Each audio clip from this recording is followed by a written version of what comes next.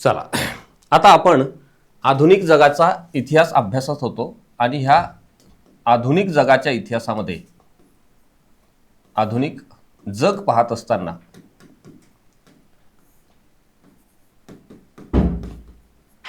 ज्याला आपण पुनर्जागरण म्हटलं, ती संकल्पना आपण समजून घेतली. एनलाइटमेंट म्हणजे प्रबोधनाच्या युगाची सुरुवात कशा पद्धतीने झालेली होती आणि प्रबोधन या शब्दाचा शब्दशः अर्थ काय होतो. युरोपामध्ये ज्या काही वेगवेगळ्या क्रांत्या झाल्या किंवा जे काही विचार प्रवाह युरोपियन देशांमध्ये आपल्याला पाहायला मिळते, त्याचा परिणाम, त्याचा प्रभाव आजूबाजूच्या प्रदेशांवर, वेगवेगळ्या देशांवर, आसपासच्या प्रदेशांवर आणि भारतावर सुद्धा पुढच्या कालखंडामध्ये कशा पद्धतीने पडलेला होता, हा संपूर्ण घटक आपण मागच्या सेशनमध्ये त्यावर प्रकाश टाकलेला होता, अर्थात त्यावर चर्चा केलेली होती आणि कशा पद्धतीचे एकंदरीत त्या भागाच्या संदर्भाने प्रश्न येऊ शकतात याची ही चर्चा केलेली होती. प्रश्न कसे आले याची चर्चा अजून आपली बाकी आहे. आज त्याच इतिहासाच्या दुसऱ्या भागाकडे जात असताना जे प्रबोधनाचा दुसरा भाग आपण पाहू, याला इंग्लिशमध्ये एनलाइटमेंट असं म्हणतात. ही बाब या ठिकाणी लक्षात घ्या. आता प्रबोधन या शब्दाचा अर्थ आपण मागच्या भागात पाहिला. आज पाहत असताना आपण प्रबोधनाची कारणे काय आहेत, प्रबोधनाच्या निर्मितीला जबाबदार असलेले घटक, त्याला आपण काय म्हणू, कारणे म्हणू, आणि एखाद्या घटनेमागे काहीतरी पार्श्वभूमी असते आणि ती पार्श्वभूमी समजून घेतल्याशिवाय ती घटना समजत नाही. प्रबोधनाचं युग हा काही अपघात नव्हता जगाच्या इतिहासातला, किंवा हीच घटना नंतर भारताच्या युगाच्या संदर्भामध्ये किंवा भारताच्या इतिहासाच्या संदर्भामध्ये आपल्याला 19व्या शतकामध्ये पाहायला मिळते. आणि भारतामध्ये 19व्या शतकामध्ये जे प्रबोधन सुरू झालं त्या सगळ्या संदर्भानं आपल्याला जगाच्या इतिहासातल्या त्या प्रबोधनाच्या खानाखुणा सुद्धा पाहाव्या लागतात, कारण जगाच्या इतिहासाचा परिणाम आणि प्रभाव हा भारताच्या इतिहासामध्ये आपल्याला स्पष्टपणे दिसतो, पाहायला मिळतो. ही बाब या ठिकाणी लक्षात घ्या.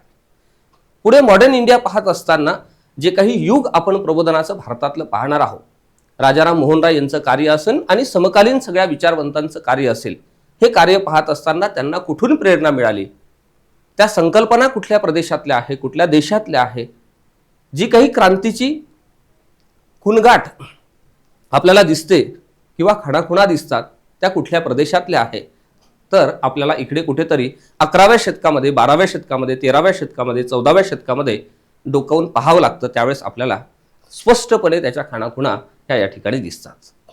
आता ही जी काही पार्श्वभूमी आपण पाहतोय, सोबतच त्याची काही कारणं पाहतो आणि कारणं पाहिल्यानंतर ह्या सगळ्या प्रबोधनाच्या माध्यमातून आपल्या समाजामध्ये घडून आलेलं एक स्थित्यंतर, युरोपामध्ये घडून आलेलं एक स्थित्यंतर आपल्याला पाहायचं आहे. स्थित्यंतर म्हणजे समाजामध्ये झालेला बदल. जो काही बदल झालेला आहे तो बदल कशा पद्धतीने झालेला होता आणि त्याचा परिणाम पुन्हा एकदा त्या प्रदेशावर, आजूबाजूच्या प्रदेशावर आणि भारतावर सुद्धा कशा पद्धतीने झालेला होता. एकंदरीत असा कॉम्प्रिहेन्सिव्ह भाग हा आपल्याला पुढच्या 2 टप्प्यामध्ये पाहायचा आहे. ही बाब या ठिकाणी लक्षात घ्या.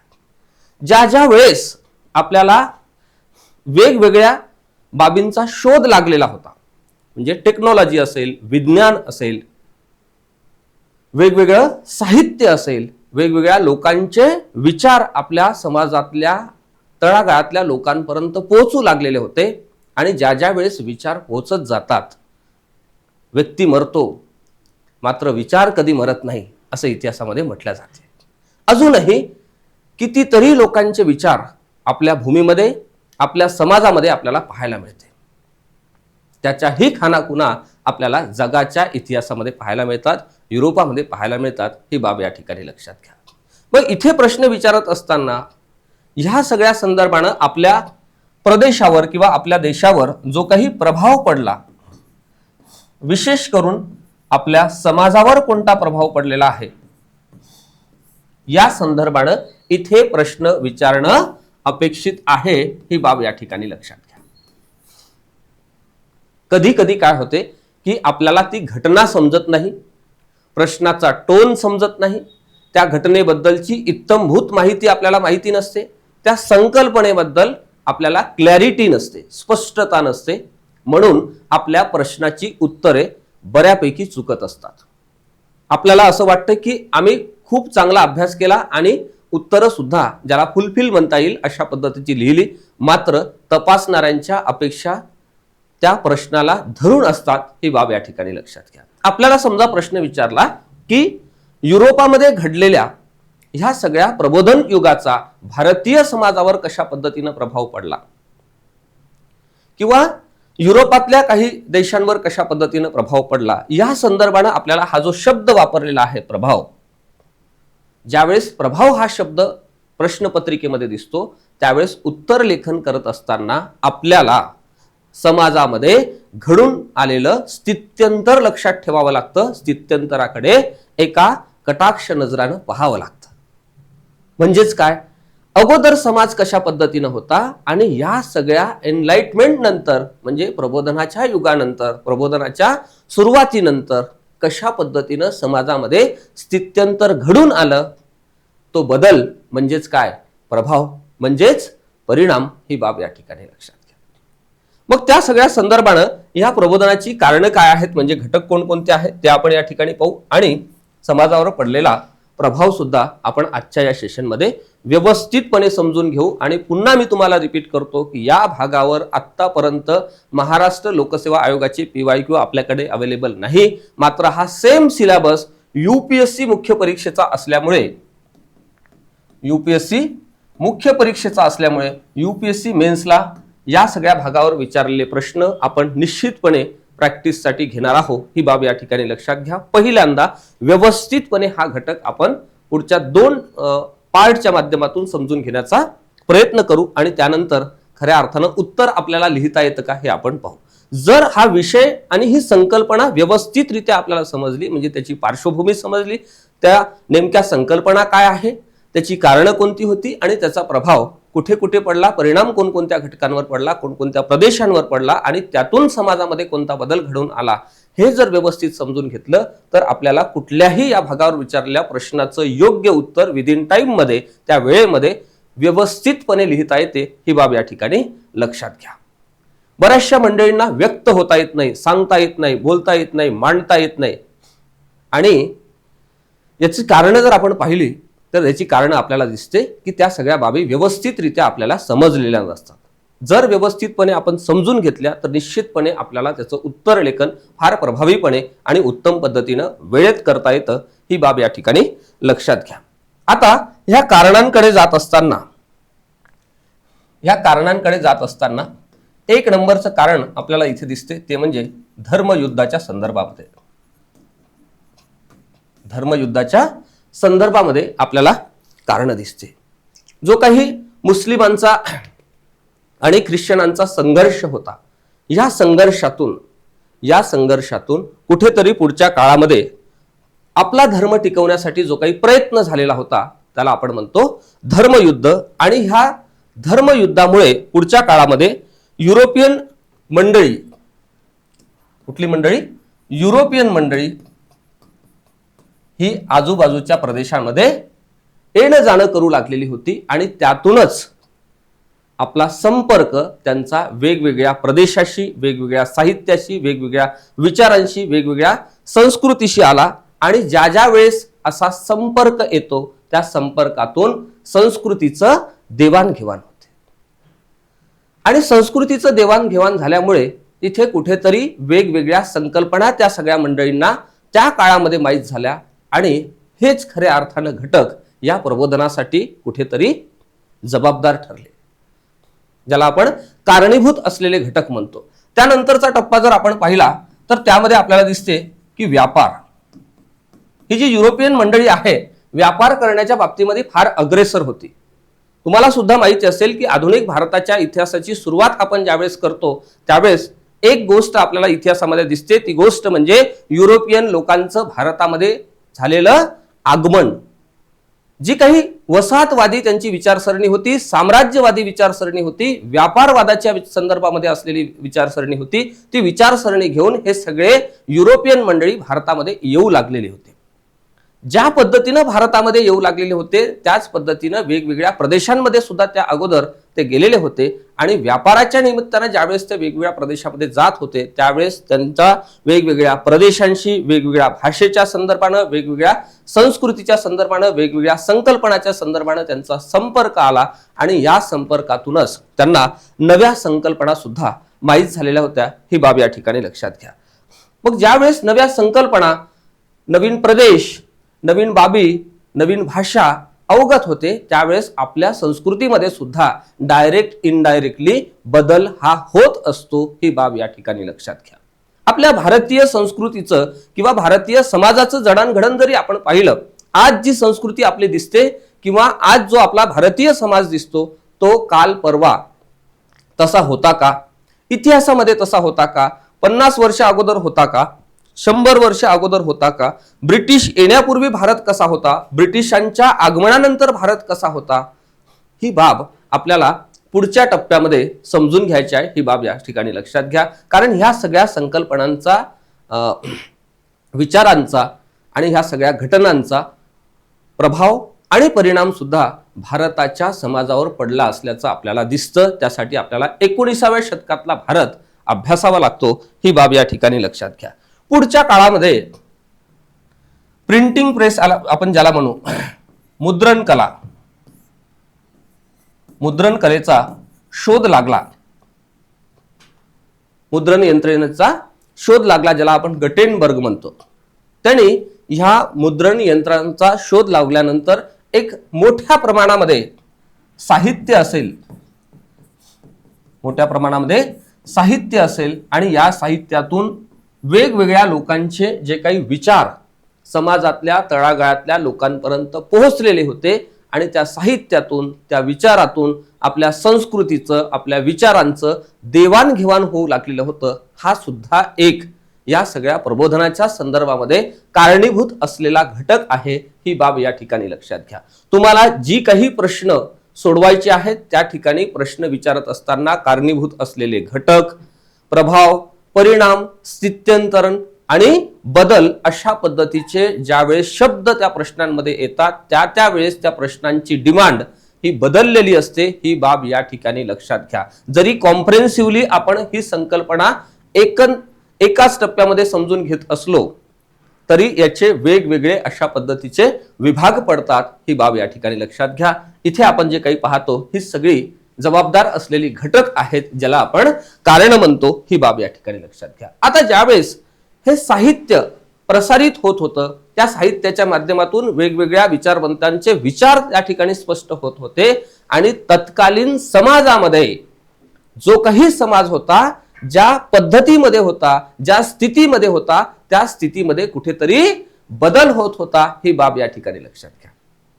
आपल्याही भारतीय समाजाच्या बाबतीमध्ये जर पाहिलं तर इंग्रजी शिक्षणानंतर भारतीय समाजामध्ये ज्या पद्धतीनं बदल झाले त्या पद्धतीचे बदल युरोपियन देशामध्ये सुद्धा झाले असल्याचा इतिहास आपल्याला आधुनिक जगाच्या इतिहासाच्या संदर्भानं हे प्रबोधन युग पाहत असताना पाहायला मिळते, ही बाब या ठिकाणी लक्षात घ्या.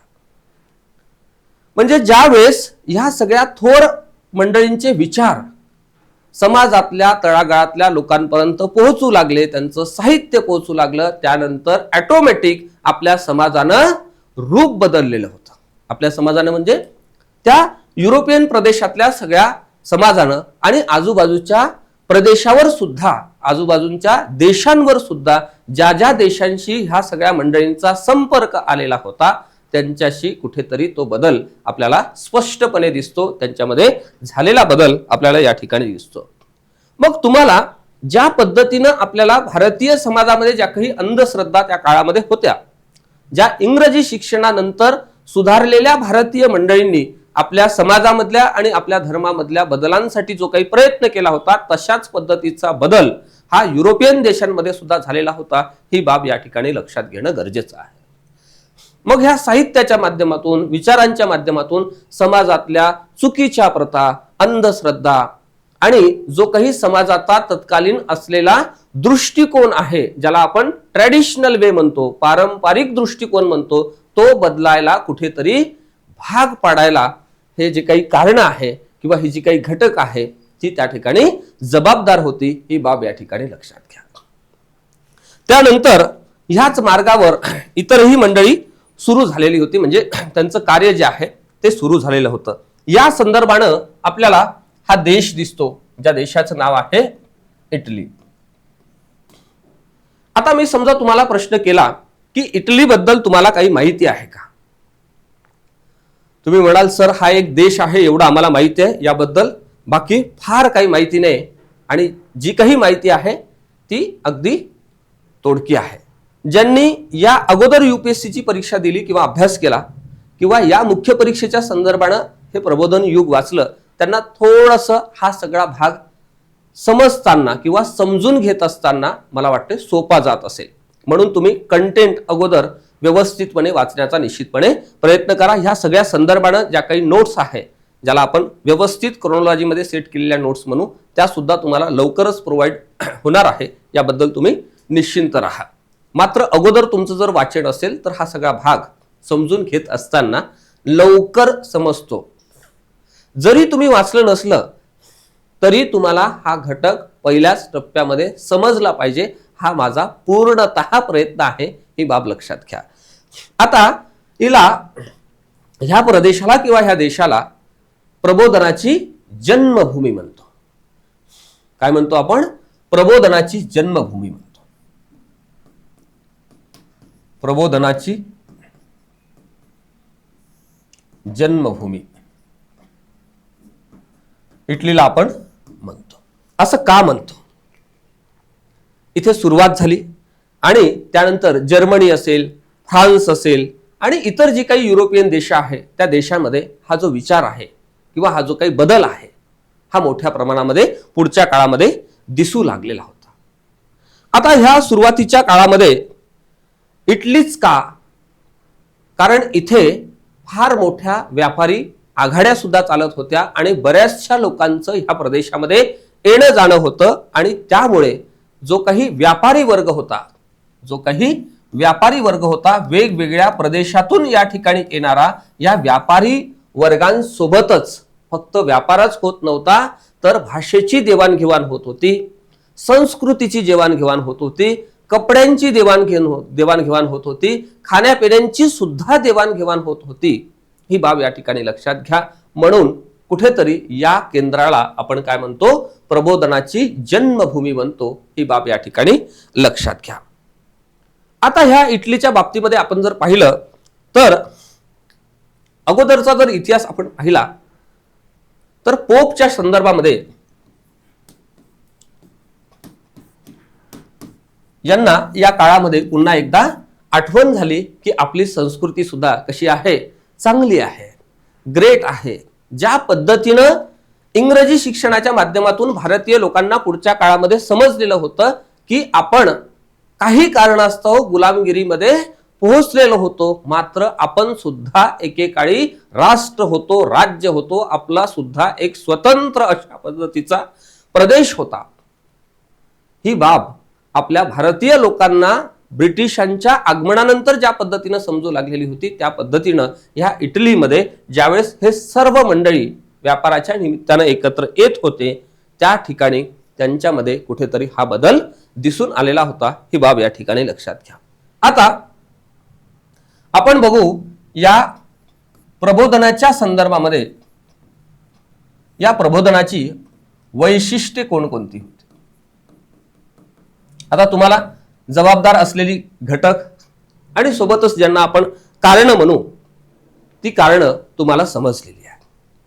आता त्या कारणांचा जर व्यवस्थित अभ्यास तुम्ही केला किंवा त्या कारणांच्या मुळांशी तुम्ही गेलात तर तुम्हाला ह्या प्रबोधनाची वैशिष्ट्ये काय आहेत हे निश्चितपणे समजतील. मागच्या भागामध्ये आपण त्याची पार्श्वभूमी पाहिलेली होती. आजच्या ह्या पहिल्या सत्रामध्ये आपण पाहिलेलं आहे की त्याला जबाबदार असलेले घटक कोणते किंवा कारणं कोणती. आता आपण जाऊ तिसऱ्या महत्वाच्या टप्प्याकडे, ते म्हणजे प्रबोधनाची वैशिष्ट्ये कोणकोणती होती. आता मी जर म्हटलं तुम्हाला की ह्या मुद्रण कलेच्या शोधानंतर वेगवेगळ्या मंडळींनी आपलं साहित्य छापलं, आपली पुस्तकं छापली, मासिकं छापली, वेगवेगळे पत्रकं छापले आणि आपले विचार त्या माध्यमातून वेगवेगळ्या लोकांपर्यंत पोहोचवलेली होती.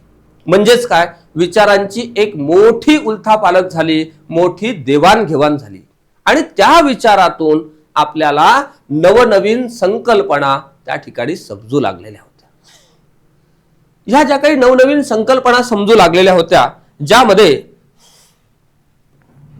ज्यामध्ये नवीन संकल्पना समजू लागल्या, विज्ञाननिष्ठ दृष्टिकोन असेल. कुठला दृष्टिकोन? विज्ञाननिष्ठ दृष्टिकोन. आता हा विज्ञाननिष्ठ दृष्टिकोन समाजामध्ये अंगीकारण्यास आपण सुरुवात केलेलं होतं त्या काळामध्ये. आणि त्यानंतर झालं असं की यातून बऱ्याचशा लोकांनी ह्या संकल्पना मांडल्या, ज्याला आपण म्हणतो उदारमतवाद. कुठला मतवाद? उदारमतवाद आणि मानवतावाद. कुठला वाद? मानवतावाद. अशा पद्धतीच्या नवनवीन संकल्पना ह्या उदयास येऊ लागल्या. याला आपण प्रबोधनाची काय म्हणू? वैशिष्ट्य म्हणू. ही बाब या ठिकाणी लक्षात घ्या.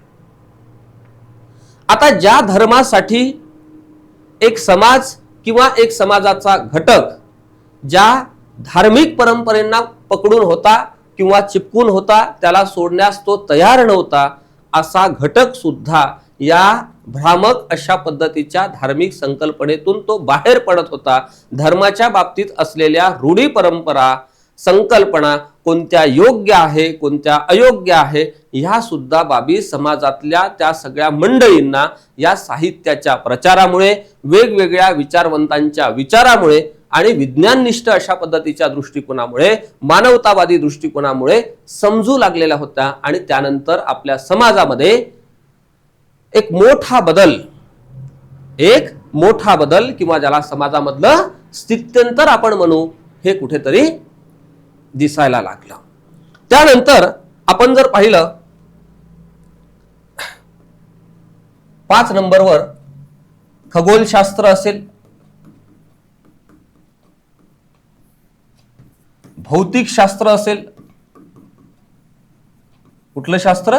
भौतिक शास्त्र. याला आपण इंग्लिशमध्ये फिजिक्स म्हणतो. रसायनशास्त्रातली प्रगती असेल, जीवशास्त्रातली प्रगती असेल. या प्रगतीचा आधार घेत आपला जो काही ट्रॅडिशनल वे होता किंवा पारंपरिक दृष्टिकोन होता, हा पारंपरिक दृष्टिकोन कुठेतरी समाजमन बदलायला तयार होत होतं. जे की प्रबोधन पर्वाच्या अगोदरचा समाज आणि प्रबोधन पर्वाच्या सुरुवातीनंतरचा हा सगळा समाज, यामध्ये एक मोठा बदल, एक मोठं स्थित्यंतरण आपल्याला पाहायला मिळते. ही बाब या ठिकाणी लक्षात घ्या. त्यानंतर जर आपण पाहिलं तर ह्या 17व्या शतकामध्ये, या 17व्या शतकाला तुम्हाला माहिती असेल, बऱ्यापैकी तुमच्यापैकी बऱ्याचशा मंडळींना माहिती असेल की या शतकाला आपण विद्वानांचं शतक म्हणतो. कुठल्या शतकाला? विद्वानांचं शतक असं म्हणतो आपण. कारण या शतकामध्ये बरेचसे विद्वान मंडळी होऊन गेले. कसे होऊन गेले? विद्वान मंडळी होऊन गेले. आणि आता तुम्हाला माहित आहे की ह्या कलियुगामध्ये विद्वान मंडळी तयार होणं, जरी एआयचा जमाना असला, जरी टेक्नॉलॉजीचा जमाना असला, जरी इंटरनेटचा जमाना असला, जरी आपण मंगळापर्यंत जाऊन प्रगती करत असलो, तरी विज्ञान किंवा ज्याला आपण विद्वान मंडळी म्हणतो, त्याची कुठेतरी अजूनही कमतरता आहे. आपल्याही प्रदेशामध्ये आहे आणि जगभरात सुद्धा आहे. मात्र हे जे 17वं शतक होतं, या शतकाचं वैशिष्ट्य असं की या शतकामध्ये प्रचंड विद्वान लोकांची त्या ठिकाणी खाण आपल्याला सापडते. म्हणून या 17व्या शतकाला विद्वानांचं शतक म्हणतात. ही बाब या ठिकाणी लक्षात घ्या. आता विज्ञानाने जी काही प्रगती केली, कोणी केली? विज्ञानाने प्रगती केली. ह्या विज्ञानाच्या प्रगतीनंतर एक आपल्या समाजामधला जो काही ट्रॅडिशनल दृष्टिकोन होता किंवा ज्याला आपण रूढी परंपरावादी दृष्टिकोन म्हणू, किंवा फार काळापासून चालू आलेला जो काही दृष्टिकोन होता, चालत आलेला दृष्टिकोन होता, तो तसाच आपण घेऊन चालत होतो. या सगळ्या प्रगतीनंतर, या सगळ्या विद्वानांच्या वेगवेगळ्या शोधांनंतर आणि वेगवेगळ्या विषयांमधल्या सगळ्या इनोव्हेशन नंतर, प्रगतीनंतर आपल्या ह्या सगळ्या समाजाचा दृष्टिकोन बदललेला होता. अशा पद्धतीची घटना आपल्याला जगाच्या इतिहासामध्ये पाहायला मिळते. ही बाब या ठिकाणी लक्षात घ्या. आणि विचारांचा वेग जर आपण पाहिला, सर्वात जास्त जर वेग कोणाचा असेल तर तो विचारांचा आहे. कशाचा आहे? विचारांचा आहे. आणि विचारांच्या वेगातून झालेली ही संपूर्ण प्रगती आपल्याला ह्या जगाच्या इतिहासामध्ये पाहायला मिळते. ही बाब या ठिकाणी लक्षात घ्या. जर मुद्रण कलेचा किंवा मुद्रण यंत्रणेचा शोधच लागला नसता तर कदाचित साहित्य निर्मिती झाली नसती. जर साहित्य निर्मिती झाली नसती तर ह्या सगळ्या विद्वान लोकांचे विचार ज्या स्थानिक लोकांपर्यंत ज्या वेगाने पोहोचायला पाहिजे होते किंवा ज्या काळामध्ये ज्या गतीनं पोहोचायला पाहिजे होते त्या काळामध्ये त्या गतीनं ते पोहोचले नसते. ही बाब या ठिकाणी लक्षात घ्या. त्यानंतर हा जो काही व्यापारी वर्ग होता तो एकमेकांच्या प्रदेशातून एकमेकांच्या प्रदेशामध्ये जात होता. आणि तो ज्यावेळेस एकमेकांच्या प्रदेशातून एकमेकांच्या प्रदेशामध्ये जात होता त्यावेळेस फक्त तो व्यापार करण्यासाठी जात नव्हता.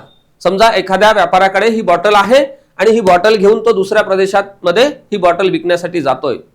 फक्त तो बॉटल विकण्यासाठी जात नाही तर ह्या बॉटल सोबत तो व्यक्ती म्हणजेच तो व्यापारी, त्याचा पेहराव, त्याचे कपडे, त्याचा रंग, त्याची भाषा, त्याचे विचार, त्याची संस्कृती, त्याचं खाणं पिणं, ह्या सगळ्यांचं कुठेतरी त्या काळामध्ये देवाणघेवाण होत होतं. ही बाब या ठिकाणी लक्षात घ्या. म्हणून आपल्या संगतीसोबत सुद्धा म्हणजे आपल्या सोबत कोण असतो याचाही दिवसभरामध्ये डायरेक्ट इनडायरेक्टली परिणाम किंवा प्रभाव आपल्यावर थोडाफार का होईना परंतु दिसून येतो. ही बाब या ठिकाणी लक्षात घ्या. आणि ह्या व्यापारामुळे तेच झालेलं होतं. ही बाब सुद्धा इथे लक्षात घ्या. आता ह्या काळातल्या विचारवंतांच्या बाबतीत आपण जर पाहिलं, मॉन्टेस्क्यू असेल, रुसो असेल, ॲडम स्मिथ असेल, ज्यांना आपण अर्थशास्त्राचं फार मोठं पुस्तक त्यांनी त्या काळात लिहिलं, वेल्थ ऑफ नेशन 1776च्या आसपास, मला वाटते 1776च असेल. जेरेमी बेंथम असेल, त्यानंतर इमॅन्युअल कांट असेल, थॉमस जेफरसन असेल, आणि त्यांचं जे काही साहित्य आहे आणि ह्या सगळ्या साहित्यामुळे आपण जर पाहिलं तर एक मोठा बदल ह्या सगळ्या समाजामध्ये, संस्कृतीमध्ये, या संपूर्ण देशामध्ये घडून आला असल्याचं आपल्याला पाहायला मिळते. ही बाब या ठिकाणी लक्षात घ्या. आता ह्या जे काही विचारवंतांची आपण नावं या ठिकाणी घेतली, रुसो असतील, त्यानंतर जेरेमी बेंथम असेल, थॉमस जेफरसन असेल, ॲडम स्मिथ असेल, ह्या सगळ्या मंडळींनी फार मोठं लेखन त्या कालखंडामध्ये केलेलं होतं. वेगवेगळे विचार आपले त्या समाजातल्या वेगवेगळ्या घटकांपर्यंत पोहोचवण्याचं काम ह्या सगळ्या महान मंडळींनी त्या काळामध्ये केलेलं होतं. ही बाब या ठिकाणी लक्षात घ्या. आणि त्यातूनच झालं असं की आपल्या समाजामध्ये एक मोठा बदल, एक मोठं स्थित्यंतरण घडून आल्याचं या ठिकाणी पाहायला मिळते. ही बाब लक्षात घ्या. आता ह्या सगळ्या बाबी आपण पाहिल्या, ज्या बाबींना आपण काय म्हणतो, प्रबोधनाची वैशिष्ट्ये म्हणतो. ही बाब लक्षात घ्या. आता ह्या प्रबोधनाच्या वैशिष्ट्यासोबतच आपण त्यानंतरचा घटक पाहू, तो म्हणजे ह्या सगळ्या प्रबोधनाचा परिणाम किंवा प्रभाव कुठे कुठे पडलेला होता.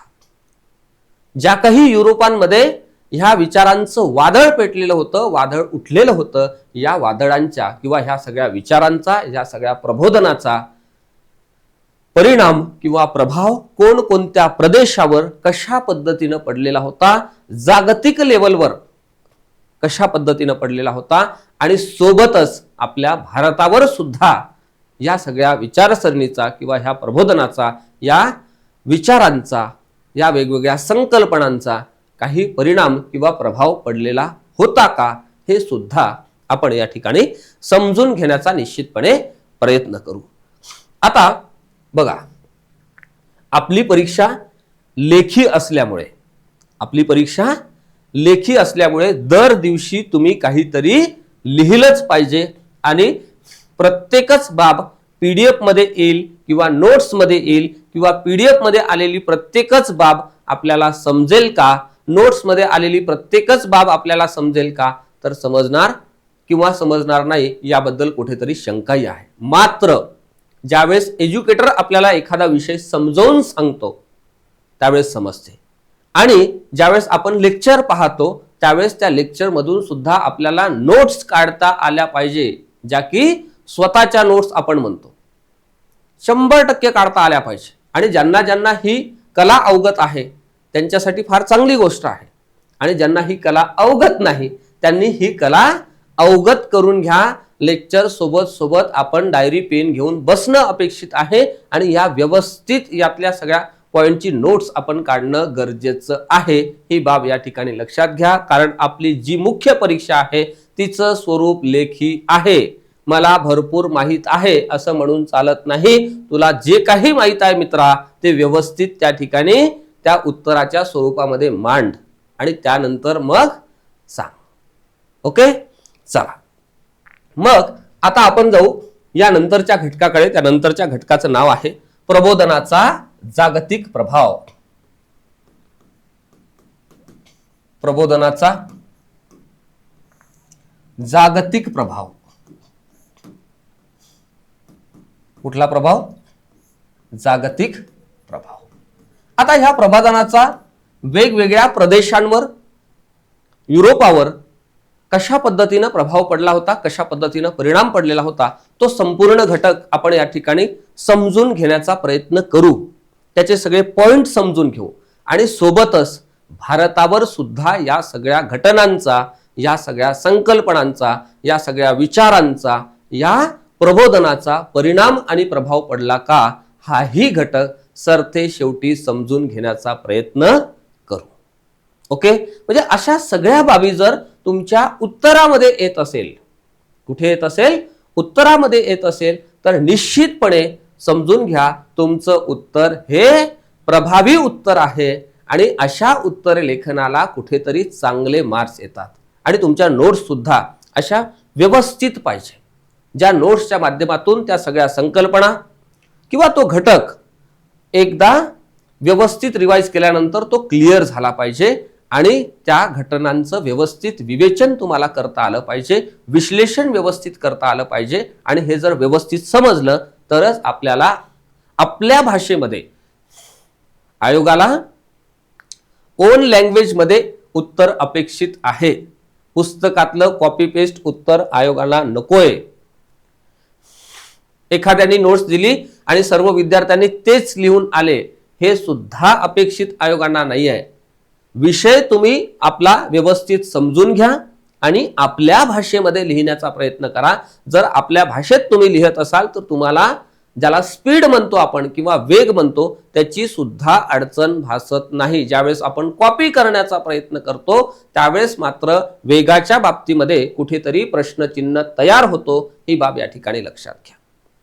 म्हणून वारंवार मी तुम्हाला सांगतो की नोट्स तुम्ही सुद्धा काढणं फार जास्त गरजेचं आहे. दर दिवशी काहीतरी पेज तुम्ही लिहिलेच पाहिजे, जर डिस्क्रिप्टिव्ह परीक्षा देणार असाल किंवा ही परीक्षा पास करणे आपलं टार्गेट असेल. या परीक्षेतून चांगल्या पोझिशनवर पोहोचून महाराष्ट्राची लोकसेवा करणे हे आपलं टार्गेट असेल तर. चला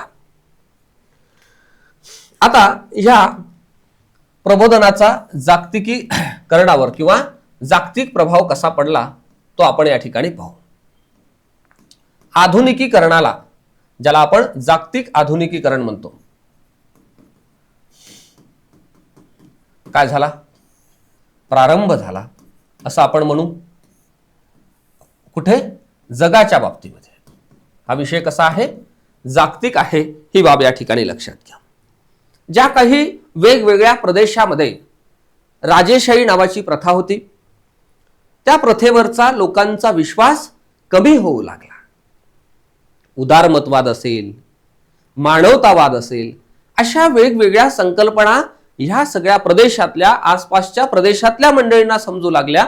त्यावेळेस निश्चितपणे ह्या सगळ्या मंडळींचं मत होतं की आपल्याला ती नवीन आलेली लोकशाहीची प्रथा सुद्धा फार चांगली आहे. म्हणजेच काय? ह्या राजेशाहीवरचा विश्वास तुलनेने कमी होत गेला आणि हे ट्रान्सफर झालं कुठे? लोकशाहीकडे. आणि तुम्हाला माहित आहे की भारत हा लोकशाही प्रधान देश आहे. भारताची लोकशाही अतिशय समृद्ध अशा पद्धतीची आहे. भारताच्या लोकशाहीला 75 वर्ष होऊन गेली आणि दर दिवशी आपली लोकशाही मजबूत होत आहे, आपली लोकशाही समृद्ध होत आहे, ही बाब या ठिकाणी लक्षात घ्या. जगाच्या पाठीवर अनेक राष्ट्रांनी, अनेक प्रदेशांनी, अनेक देशांनी लोकशाहीचा प्रयत्न केला. काही राष्ट्रांना तो जमला, काही राष्ट्रांना जमला सुद्धा नसेल. मात्र भारताच्या लोकशाहीच्या संदर्भामध्ये बोलायचं झाल्यास भारताची लोकशाही ही दर दिवशी मजबूत होत आहे, दर दिवशी समृद्ध होत आहे, तिच्या गुणांमध्ये कुठेतरी वाढ होत आहे. हे सेंटेन्स तुमच्या उत्तरामध्ये येऊ द्या. कुठे येऊ द्या? उत्तर लेखन करत असताना तुमच्या उत्तरामध्ये येऊ द्या. मग बघा उत्तर कसं होतंय. त्यानंतर बघा, विज्ञान आणि तंत्रज्ञानामुळे, कशामुळे? विज्ञान आणि तंत्रज्ञानामुळे फार मोठी प्रगती समाजामध्ये झाली. त्यामुळे एका नवीन अशा युगाचा, कोणत्या युगाचा? नव्या युगाचा प्रारंभ झाला. काय झाला? नव्या युगाचा प्रारंभ झाला. याला आपण काय म्हणतो? हा सुद्धा एक काय आहे? प्रभाव आहे. काय आहे? एक प्रकारे जगावर पडलेला हा प्रबोधनाचा प्रभाव आहे. ही बाब या ठिकाणी लक्षात घ्या. आता साहित्यामुळे झालं काय? किंवा वेगवेगळ्या विचारवंतांमुळे, वेगवेगळ्या विचारवंतांमुळे या विचारांचं देवाणघेवाण झालं आणि त्यातून उदारमतवादाच्या ज्या काही संकल्पना आहेत त्या मजबूत झाल्या. लोकशाही प्रधान अशा पद्धतीच्या संकल्पना मजबूत झाल्या. मानवतावादी दृष्टिकोन मजबूत झाला किंवा मानवतावादी दृष्टिकोनाचा प्रचार आणि प्रसार फार मोठ्या प्रमाणामध्ये झालेला आहे, असंही आपल्याला या ठिकाणी म्हणता येतं. ही बाब या ठिकाणी लक्षात घ्या. म्हणजेच काय? एक लोकशाही प्रधान व्यवस्था स्वीकारायला मंडळीच्या कालखंडामध्ये या सगळ्या बाबींमुळे कुठेतरी तयार झालेले होते. ही बाब या ठिकाणी लक्षात घ्या. आणि अनेक मंडळींनी त्या ठिकाणी सांगितलेलं होतं की माणूस हा काय आहे? माणूस म्हणजे सर्वजण. माणूस म्हणजे सर्वजण. आणि हा जन्मताच कसा आहे? माणूस हा जन्मताच स्वतंत्र आहे. तुम्हाला माहित आहे का आपला ज्यावेळेस जन्म झाला होता, सर आम्ही खूप लहान होतो, तुम्ही तुमचं बालपण सांगा, आम्हाला आमचं काही आठवत नाही. मी पण लहानच होतो, मला काय पाहिजे होतं? ज्यावेळेस आपला जन्म झाला, डे 1 तुम्ही आठवा. आणि ज्यावेळेस एखाद्या बालकाचा जन्म होतो त्यावेळेस तो स्वतंत्र जीव असतो. काय असतो? स्वतंत्र जीव असतो. आणि हे नैसर्गिक तत्व सुद्धा असं सांगते की प्रत्येक माणूस हा स्वतंत्र आहे. ह्या मुळाशी किंवा ह्या विचाराशी पुन्हा एकदा पुनर्विचार जगाच्या इतिहासामध्ये होऊ लागलेला होता. ही बाब या ठिकाणी लक्षात घ्या. अनेक विचारवंतांनी सांगितलं की प्रत्येक मनुष्य हा वेगळ्या विचाराचा आहे, प्रत्येक मनुष्य हा स्वतंत्र विचाराचा आहे आणि तो प्रत्येक मनुष्य हा एक वेगळा सेपरेट अशा पद्धतीचा स्वतंत्र जीव आहे. हा विचार कुठेतरी त्या काळामध्ये रुजू लागलेला होता. म्हणजेच यातून काय झालं की यानंतर व्यक्ती स्वातंत्र्याला, कुठल्या स्वातंत्र्याला? व्यक्ती स्वातंत्र्याला महत्व प्राप्त झालेलं होतं. ही बाब या ठिकाणी लक्षात घ्या.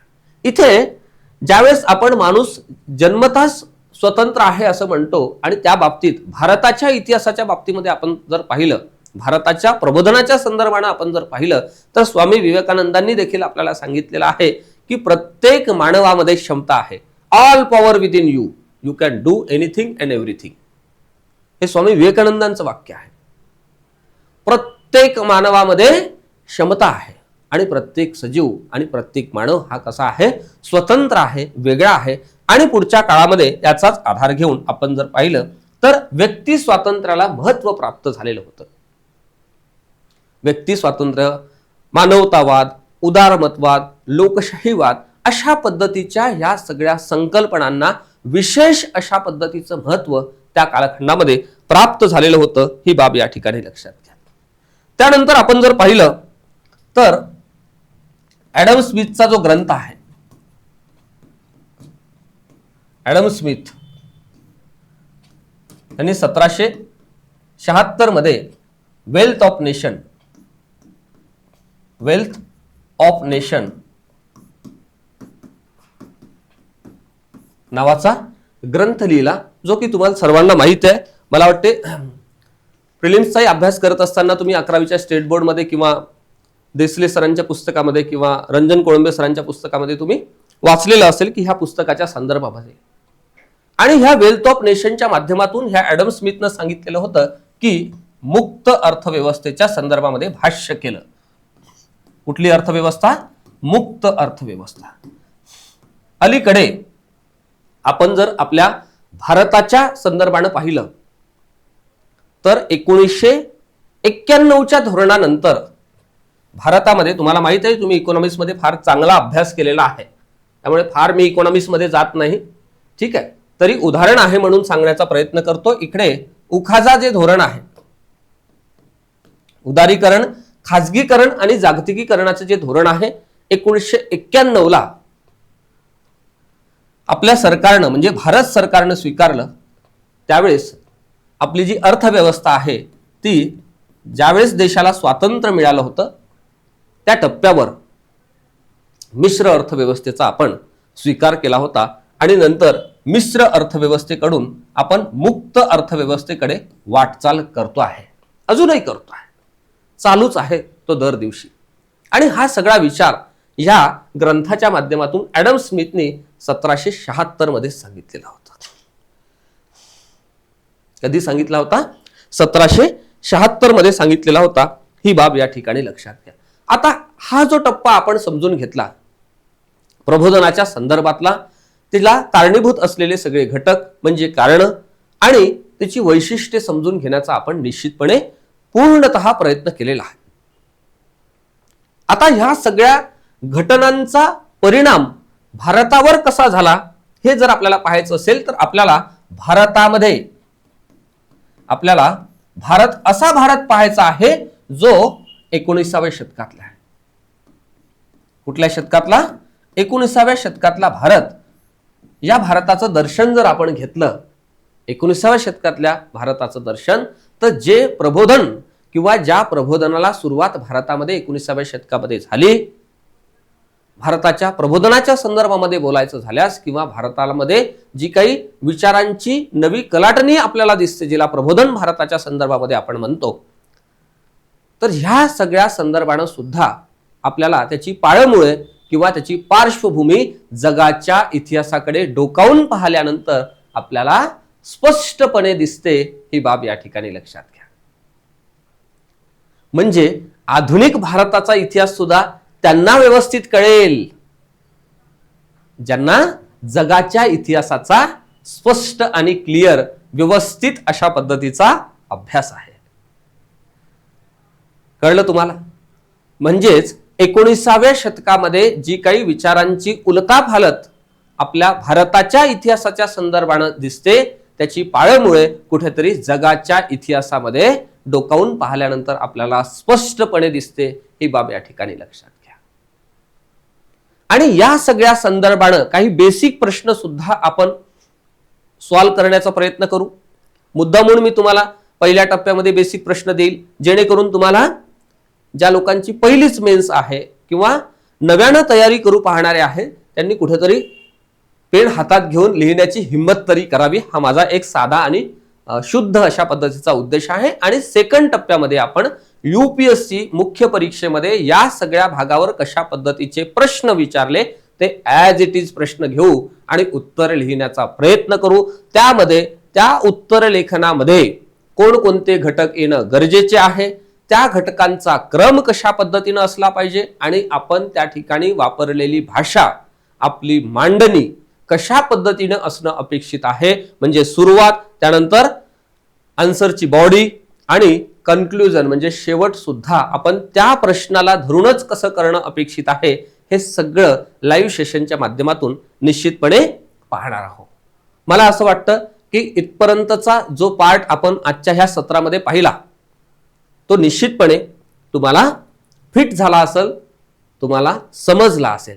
जर समजलेला नसेल तर या नंतरच्या पार्टमध्ये आपण ह्या प्रबोधनाच्या तिसऱ्या टप्प्याकडे जात असताना जो भाग पाहणार आहोत त्यावेळेस निश्चितपणे मला ह्या सगळ्या संदर्भाने तुमचे जे काही प्रश्न असतील ते विचारण्याचा प्रयत्न करा.